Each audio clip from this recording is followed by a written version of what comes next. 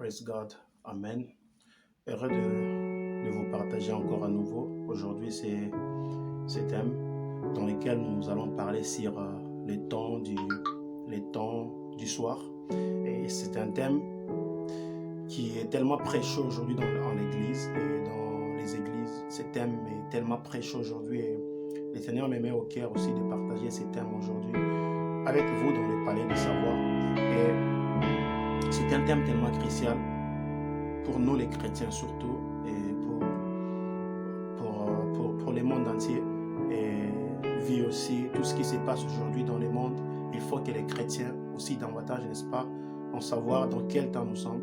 Et lorsque la Bible parle des temps du soir, vous allez trouver dans les Écritures, comme Pierre dit dans 1 Pierre, que petit enfant, vous devez savoir que nous sommes dans les temps de la fin. Il y a des passages dans la Bible qui parlent sur les temps de la fin et d'autres passages qui parlent sur les temps de la grâce. Alors, les temps de la fin et les temps de la grâce, et c'est dans ces deux temps-là que nous faisons sortir ce thème du temps du soir. Et quand on parle du temps de la grâce, c'est la grâce va les temps de la grâce, c'est un temps qui commence à la croix et qui va jusqu'à l'enlèvement. Et les temps de la fin, c'est un temps qui commence depuis la descente du Saint-Esprit et qui va aussi jusqu'à l'enlèvement. Donc ils ont tous les deux temps, n'est-ce pas, ils ont une fin commune, mais c'est le début qui est différent. Donc la grâce commence à la croix, mais le temps de la fin commence à la descente du Saint-Esprit. Et c'est comme ça, c'est des temps. Et maintenant, quand on parle du temps du soir, c'est donc ces petites lignes qui viennent juste avant l'enlèvement. Donc, puisque l'Église s'approche de l'enlèvement, ainsi l'Église sera dans les temps du soir. Les temps du soir, il y a vraiment beaucoup des Écritures qui parlent sur les temps du soir. L'Église va entrer dans un temps très compliqué, n'est-ce pas, eschatologiquement par là. Et je n'aimerais pas aller avec vous vraiment plus dans un sens eschatologique. Laissons-nous aller par rapport aux Écritures, c'est que Christ parle dans Matthieu chapitre 24, n'est-ce pas? Un passage clair sur les temps du soir et Matthieu chapitre 25. J'aimerais commencer à lire dans Matthieu chapitre 23 et savoir avec vous ensemble sur ce que le Seigneur a prêché sur les temps le temps du soir. On dit, comme Jésus, Matthieu 24, verset 1er, on dit, comme Jésus s'en allait au sortir du temple, ses disciples s'approchèrent pour lui faire en quelques remarques les constructions. Mais il leur dit, voyez-vous, tout cela, il dit, je vous l'ai dit en vérité, il ne restera pas ici pierre sur pierre qui ne soit renversé. Il s'assit sur la montagne des Oliviers et le disciple vers en particulier lui faire cette question. Dis-nous quand cela arrivera-t-il et quel serait le signe de ton avènement et de la fin du monde.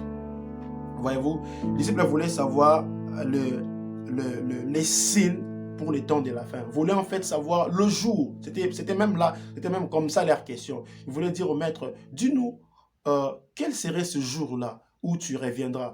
Parle-nous clairement, donne-nous la date en fait pour qu'on puisse en savoir. Ce serait quel jour que tu vas y rentrer dans ce monde ici. Et une fois, je partageais avec mes amis, j'ai dit à mes frères à l'église, j'ai dit, vous savez, l'une des raisons que Dieu ne pouvait pas, parce que n'est-ce pas que Christ est Dieu, l'une des raisons que ce n'est pas que Jésus ne connaissait pas, parce que dans les Écritures, vous allez voir que Christ, des fois, il parle de lui, fils de l'homme, comme les Écritures disent, et il y a aussi les Écritures qui parlent de Jésus comme étant Dieu. Donc, les Écritures qui parlent de lui, fils de l'homme, et les Écritures qui lui parlent même comme prophète. Alors, pourquoi des fois Christ pouvait s'appeler fils de l'homme? Il s'appelait fils de l'homme parce qu'il prenait la place de l'homme. Il est venu pour prendre la place de l'homme. Il a été l'homme. Il a été le deuxième Adam, n'est-ce pas? Il était l'homme. Et lorsque, comme dans les Écritures, lorsque Christ parle à ces riches, où les riches lui disent, mais comment est-ce que je pourrais faire pour hériter les royaumes de Dieu? Il lui dit, bon maître. Christ lui dit, ne m'appelle pas bon. Tu vois? Sinon Dieu scelle. À ce moment-là, c'est un passage qui parle de l'humanité de Jésus. Tu voyez-vous, il était aussi homme de la même manière qu'il a été Dieu également. Et Jésus ne pouvait pas dire aux disciples que je reviendrai à telle date. Sinon, la grâce que nous devons recevoir après pouvait faire en sorte que tu pêches à 15 heures le mardi, mais tu sais que Christ va revenir le mercredi et ça pourrait... Tu seras tellement à l'aise de dire que je vais m'en repentir même le soir du mardi parce que le mercredi, c'est le retour du maître. Et la grâce à ces points-là. C'est même le point que beaucoup de pasteurs n'arrivent pas à prêcher à l'église. Parce que la grâce arrive jusqu'à ce point-là de ce que tu as péché, mais Dieu te pardonne. N'est-ce pas qu'il pardonne même l'iniquité? Parce que l'iniquité, c'est le péché là où tu as fait volontairement. Mais Dieu pardonne même l'iniquité. Et donc, si Christ avait donné une date précise par rapport à l'enlèvement, les gens pourraient pécher parce qu'ils sauront que non, Dieu va toujours nous les pardonner. Et Christ n'a pas donné, c'est la date précise, mais il va passer par des signes. Il dit, à la fin du temps, vous verrez ces signes. J'aimerais en continuer à lire avec vous. Il dit à ses disciples, il dit, prenez garde, car que personne ne vous séduise. Pour dire que prenez garde, restez fermes, restez éveillés. Nous devons, au temps du soir, l'église, dans ces temps que nous sommes, l'église doit être éveillée. L'église ne doit pas endormir, l'église ne doit pas être faible, mais l'église doit être en garde, aux aguets. C'est comme ça que les maîtres parlent ici. Il dit, car plusieurs viendront sous mon nom, disant c'est moi qui suis le Christ. Et tu séduiront plusieurs gens. Et ce sont des choses que nous sommes en train de voir à ces temps ici. C'est pourquoi, dans les temps que nous sommes ici, nous devons être tellement éveillés. Parce que beaucoup sont venus sous le nom de Dieu, faisant des miracles, qui séduisent les gens et qui disent que je suis le Saint. Dire ici, quand le maître parle, il dit, disant c'est moi qui suis le Christ, ne veut pas dire simplement que c'est moi qui est Jésus. Non. Vous ne verrez pas les gens venir dire que c'est moi qui est Jésus. Mais dans ces temps ici, il y a des gens qui parlent de Dieu, mais qui n'ont pas Dieu. Les gens qui nous prêchent la parole, mais qui, en fait, en eux-mêmes, il n'y a pas Christ. Car il est vrai qu'il y a des gens qui servent Dieu sans avoir ces dieux-là. Parler de Dieu ne veut pas dire qu'on a Dieu. Tu peux parler de Dieu alors que Dieu n'est pas avec toi. Ainsi, Israël pouvait aussi aller avec l'arche de Dieu, aller avec l'alliance de Dieu alors que Dieu n'était pas avec eux. Et ce sont des choses qui se passent dans les temps que nous sommes maintenant. Voilà pourquoi on appelle ça temps d'histoire. Il dit, vous attendrez parler de guerre. On attend parler de guerre de par-ci, par-là. Les nations qui s'élèvent contre les autres. Et j'aime le verset 12. Il dit, et parce que l'iniquité sera accrue, la charité d'un plus grand nombre se refroidira. Jésus dit que dans les temps du soir, vous allez voir qu'il y aurait tellement de péchés. Le monde se plongera dans un système de péché. Le monde va se plonger. Et c'est le temps que nous sommes. Le temps que nous sommes aujourd'hui, le monde est tellement plongé dans un système de péché. Le monde est tellement... Partout où tu vas, il y a le péché. On te propose de faire du mal. Partout où nous allons, le mal est tellement partout. Nous sommes comme au temps de Noé, où le mal est partout, où partout on parle que du mal, que du mal, que du mal, que du péché, du péché. Et tout ce que nous sommes en train de voir aujourd'hui doit nous interpeller, nous dire que nous sommes venus à un temps qui est tellement compliqué. Nous sommes venus au temps du soir. Jésus n'a pas donné une date précise pour l'enlèvement, mais il a dit quelque chose. Il a dit quelque chose. Il nous a donné des signes. Des signes qui nous montrent et qui nous montrera que nous... Il a dit aux disciples que ce sont ces choses ici qui vous feront savoir qu'à ces temps-là, et que lorsque vous verrez ces choses, vous vous direz que nous sommes au temps du soir, que nous sommes tout près de l'enlèvement du Maître. Ce sont des choses que nous sommes en train de voir aujourd'hui. Des choses que nous voyons aujourd'hui. Et j'ai continué. Il dit, j'aime les Écritures. Vers le verset 24, il dit, car il s'élèvera de faux Christ et de faux prophètes. Ils feront de grands prodiges et de miracles, au point de séduire, il serait possible, même les élus. Frères et sœurs, j'aime ces passages. Il dit, il s'élèvera de faux Christ. Ça veut dire, il s'élèvera de faux pasteurs. Pourquoi il n'a pas dit il s'élèvera de faux Jésus? Mais il parle de Christ. Il parle de Christ parce que Christ c'est le roi. Christ c'est l'envoyé. Ça veut dire qu'il s'élèvera de faux rois de Dieu. Ça veut dire de personnes qui n'auront pas la vraie onction qui vient du Saint-Esprit. De personnes qui n'auront pas la vraie puissance qui vient de Dieu. De personnes qui toucheront au fétiche. De personnes qui auront à eux le mal, mais qui présenteront une autre personne. De personnes qui vont toucher n'importe où, au gris-gris. Ces personnes-là s'élèveront au temps du soir. Ce sont là qu'on appelle le faux Christ. Le faux Christ. Ils s'élèveront des faux Christ. Et aussi, ils s'élèveront de faux prophètes. Pourquoi il parle de prophètes? Il parle de prophètes parce que les prophètes sont ceux-là qui ramènent la pensée de Dieu, qui amènent la parole de Dieu vers ses enfants. Et Jésus nous a fait savoir qu'à ces temps ici, nous verrons des faux prophètes, de faux messages, de messages qui nous parlent que de « je vois, tu as des cheveux noirs ». Oui, j'ai des cheveux noirs. De messages, de prophéties qui aujourd'hui nous parlent que je vois ton numéro de téléphone. Qu'a-t-il à faire avec mon numéro de téléphone? Est-ce que c'est mon numéro de téléphone qui m'amènera dans les cieux? De faux prophètes. Des choses qui se passent aujourd'hui à l'église. Et l'église de Dieu est comme si elle dormait. C'est comme si l'église ne comprenne pas les temps dans lesquels nous sommes. Mais Jésus l'avait déjà dit. Jésus l'avait déjà dit. C'est pourquoi même dans l'Ancien Testament, la Bible dit, Christ a dit, faux prophètes, arrêtez de mentir, de prophétiser des mensonges sur mon peuple. Beaucoup de faux prophètes se sont levés aujourd'hui à nos jours. Et l'Église doit savoir que nous sommes au temps de la fin. Nous sommes au temps du soir. Le temps est tellement compliqué. C'est le temps que nous sommes aujourd'hui. Et parce que nous sommes arrivés au temps du soir, l'Église doit être tellement éveillée. En fait, lorsqu'on parle du temps du soir, on parle sur le sommeil spirituel. Dans le temps du soir, l'Église va entrer comme dans le sommeil spirituel. Il n'y aura pas de guerrier de la prière. Il n'y aura pas de guerrier de la parole de Dieu. Des gens qui peuvent prêcher la parole de Dieu. Les gens qui peuvent réveiller ceux qui dorment. Réveiller ceux qui dorment. C'est ça le temps que nous sommes maintenant aujourd'hui. L'Église dort. L'Église dort. Les églises aujourd'hui dorment partout.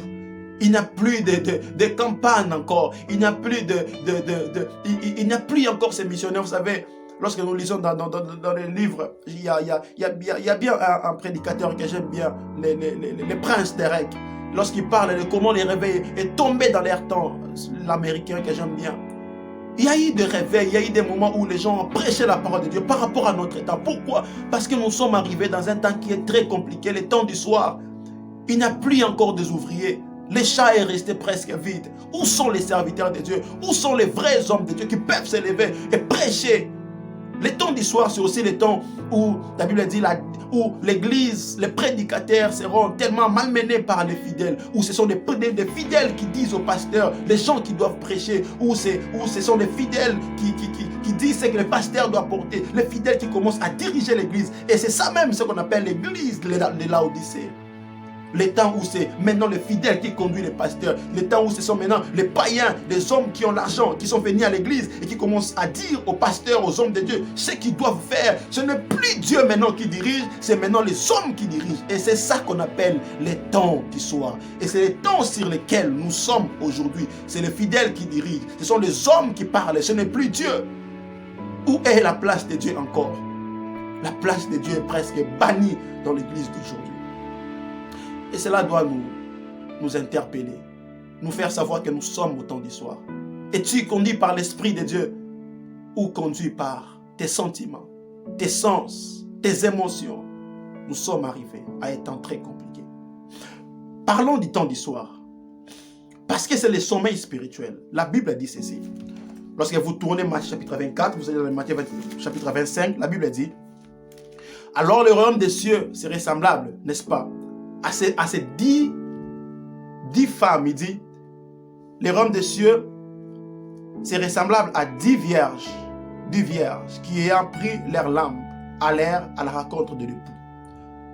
Voyez-vous que ce passage ici parle clairement sur le temps du soir. On parle de 10 vierges, mais on parle d'un seul époux. Pas plusieurs époux, un seul époux. Et l'époux, c'est Christ. Et le vierge, c'est l'église de Dieu. C'est pour nous en faire savoir qu'il y avait 5 qui, en allant pour aller dormir, sont allés avec l'huile dans leur lampe. Mais il y a eu 5 qui sont allés sans l'huile. C'est que dans les temps du soir, c'est un temps où, qu'on le veille ou pas, il y aura le sommeil spirituel. Elles sont parties pour dormir. Les temps que nous sommes, il y a un sommeil. Mais les gens qui ont Dieu, malgré tout, ils ont gardé la puissance de Dieu. Ils ont gardé l'huile. Ils ont gardé le Saint-Esprit avec eux. Même lorsque le sommeil spirituel frappera le monde entier, ceux qui ont Dieu à ces temps ici, ils ont l'huile. Ils ont l'huile en eux. Ils ont l'huile en eux. Les temps du soir, les choses seront tellement difficiles. Il n'y aurait plus de vrais prédicateurs. Mais ceux qui ont Dieu auront toujours en eux la puissance de Dieu. Parce que ces femmes, ces 5 vierges sages, allèrent avec l'huile dans leurs lampes. Frères et sœurs, je prie que Dieu vous aide à garder la puissance du Saint-Esprit. Je prie que Dieu vous aide à ces temps ici où le mal est tellement partout, que vous puissiez garder la présence de Dieu avec toi, avec vous. Que tu gardes la présence de Dieu. Que tu ne cesses pas à lire la Bible, la parole de Dieu. Que tu ne cesses pas à prier, que tu ne cesses pas à te tenir à la présence de Dieu jour et nuit et de chercher les créateurs. Où sont les vrais chrétiens? Où le sommeil frappe l'église, où même le prédicateur ne prie pas. L'œuvre de Dieu est devenue comme l'œuvre de l'homme. On ne prie plus encore, on ne lit plus encore, on ne médite plus encore la parole de Dieu. On veut servir Dieu comme servant un homme. 1 Corinthiens chapitre 15, verset 58, la Bible dit, mes frères et sœurs, vous devez servir Dieu non pas comme servant un homme, parce que la récompense vient de Dieu. Serviteurs de Dieu, levez-vous, enfants de Dieu, levez-vous dans les temps que nous sommes. Le temps est tellement compliqué, nous devons nous lever, nous devons prier davantage pour ramener les autres à la lumière, à la connaissance de la parole de Dieu. Alors que les gens dorment, nous devons les réveiller. Et c'est ça même le but du coq. Les coqs que nous sommes, les sentinelles que nous sommes. Si jusqu'à aujourd'hui tu te sens que tu as gardé la puissance de Dieu, tu sens qu'à toi tu as gardé la connaissance de Dieu, tu sens en toi que tu as gardé la chose de Dieu, le travail que Dieu te demande de faire dans les temps que nous sommes, c'est de réveiller les autres. Réveiller ceux qui dorment. Réveiller ceux qui dorment, oui. Pourquoi? Parce que Christ viendra comme un voleur. Beaucoup seront surpris. Le jour du Seigneur viendra comme un voleur. Beaucoup de gens seront surpris. Mais pour que les gens ne soient pas, mais pour que beaucoup de gens ne soient pas surpris, nous devons prêcher la parole de Dieu. Prêcher la parole. Parce que la Bible dit dans Matthieu 24, le verset 24, la Bible dit, même les élus, si possible, les élus même seront séduits. Même ceux dont Dieu a choisi, même ceux-là que Dieu a choisi. Mais ça veut dire qu'on parle des élus, ce sont des gens qui prêchent même la parole de Dieu. Des personnes même qui prêchent la vérité. Qui prêchent la vérité, des gens qui à un moment marchaient avec la Bible, des gens qui à un moment allaient aussi à l'église, mais qui seront surpris à être séduits par les faux prophètes et les faux Christ. C'est pourquoi, toi qui sens que tu as encore la chose de Dieu, toi qui sens que tu marches encore avec Dieu, prêche la parole de Dieu, ne ferme pas ta bouche. Lorsque Dieu a envoyé Ézéchiel, dans Ézéchiel chapitre 2, Dieu dit à Ézéchiel, je sais que je t'envoie vers un peuple qui est rebelle, qui ne t'écouteront pas facilement. Mais fils de l'homme, prophétise, parle. J'aime Dieu. Dieu dit à Ézéchiel, qui n'écoute ou pas, parle, prêche la parole de Dieu. Frère, nous sommes à un temps où tout le monde n'aimerait pas écouter la parole de Dieu. Mais malgré que les gens vont parler, nous allons prêcher. Malgré qu'on va chercher à nous faire taire, mais nous allons prêcher la parole de Dieu. Prêche la parole de Dieu. À chaque fois que tu as l'occasion de parler de Jésus, parle de Dieu. Parle de Dieu. N'attends pas que les temps te soient favorables. Prêche la parole de Dieu contre tous les temps. C'était ça même le but de Dieu. Dieu dit à Ézéchiel, n'attends pas qu'il te dise, oh, prophétise sur nous, parle-nous. Mais prêchez la parole, qui ne veille ou pas. Parle. Car il y a quelques-uns qui seront toujours, qui me seront revenus. Frères et sœurs, nous devons prêcher la parole de Dieu au temps où nous sommes. Il y a beaucoup des élites qui sont séduits. Pourquoi? Parce que ceux qui ont gardé la présence de Dieu, ceux qui sont les cinq vierges qui sont sages, n'ont pas à parler. Nous devons parler. Nous devons réveiller les autres. Nous devons être comme des coqs. Au temps de Jésus, alors que Pierre a régné Jésus, les coqs a chanté. Et lorsque les coqs a chanté, Pierre est allé se repentir. Il y a des pierres aujourd'hui qui ne se repentent pas. Pourquoi? Parce que les coqs refusent de chanter. Vous devez chanter, vous devez parler, vous devez chanter. Lorsque vous chanterez, Pierre se repentira. Pourquoi Pierre ne se repentisse pas? Pourquoi? Parce que les coqs ne chantent pas. Et toi, tu es un coq, toi qui me regardes. Tu es un coq, tu as la puissance de Dieu, tu as la parole de Dieu. N'attends pas à connaître beaucoup de choses. Ce que tu connais, va dire au monde que Christ revient bientôt, tous les jours. Poste dans tes statuts, en Facebook, en WhatsApp, partout où tu es. Dis que Christ revient bientôt. Il y a une personne qui sera sauvée parce que tu le prêcheras. Le temps que nous sommes est très difficile. C'est un temps de sommeil. C'est ça le temps du soir. Beaucoup de gens dorment. Mais nous qui avons la présence de Dieu, nous qui avons gardé la vérité, nous devons aller dire aux hommes que Jésus revient bientôt. Jésus revient bientôt. Le Maître revient bientôt. Toi qui as la présence de Dieu, toi qui as gardé la chose de Dieu, ne la garde pas que pour toi. Va dire aux autres que Jésus revient bientôt. Dis aux hommes que dans le temps du soir, même les Élis, si possible, seront séduits. Et pour cela, nous qui avons la chose de Dieu, nous devons apprendre à aller dire aux autres que Jésus revient bientôt. Le seul travail que nous avons à ce temps ici, c'est de propager la parole de Dieu. C'est de partager la parole de Dieu. C'est de réveiller ceux qui dorment, de réveiller ceux qui sont encore dans l'aventure, de réveiller ceux qui pensent encore il viendra. Il viendra, il viendra. Oh, bientôt, bientôt, bientôt. Bientôt jusqu'aujourd'hui. Oui, le bientôt est plus proche. Le Seigneur revient bientôt. Parce que vous regardez tout ce qui se passe aujourd'hui dans le monde, vous allez comprendre une chose, que le Maître est à la porte. Alors que je parle, je prie que Dieu vous délivre. Je prie que Dieu vous délivre de tout ce qui est distraction. Je prie que Dieu vous délivre de tout ce qui est mal. Parce que le Maître est à la porte. Paul l'a dit à Timothée. Il dit une chose, il dit, jusqu'à ce que je vienne, applique-toi à la lecture. Donne-toi tout ton cœur. Donne-toi tout entier à ces choses, afin que tes progrès soient évidents. Alors que je parle, donne-toi tout entier à Dieu. Donne-toi tout entier à Dieu. Donne-toi à Dieu. Le temps est proche. Le Maître est à la porte. Ne sois pas comme ces chrétiens. À chaque fois, lorsqu'on leur parle de Dieu, ils écoutent, après ils se disent, ok, il va revenir bientôt. Et ils s'en vont, ils endorment encore. J'aimerais que ton esprit soit réveillé pendant que je parle. Christ est à la porte. Je prie, Père, dans le nom de Jésus. Délivre tes enfants. Délivre tous ceux qui m'ont écouté. Et délivre tous ceux qui écouteront ces messages. Dans le nom de Jésus. Qu'une flamme de Dieu entre en toi. Que le feu entre en toi. Que le Seigneur ranime encore des dons qui dormaient en toi. Pour que tu sois un grand prédicateur, une grande prédicatrice dans ces temps ici. Prêchant la parole de Dieu avec toute vérité. Dans le nom de Jésus. Que Christ te touche, te transforme. Que tu sois différent dans ces temps de la fin. Que tu ne sois pas comme tous les hommes. Mais que tu sois différent. Dans le nom de Jésus. Dans le nom de Jésus. Que Dieu te change, te transforme. Que Dieu te change, te transforme. Que tes regards ne soient pas que basés sur ton travail. Que tes regards ne soient pas que basés sur tes enfants. Que tes regards ne soient pas que basés sur des choses qui vont passer. Mais que tes regards soient fixés sur Jésus de Nazareth. Le Maître qui revient bientôt. Dans le nom de Jésus. J'ai ainsi prié. Amen. Que Dieu vous bénisse abondamment.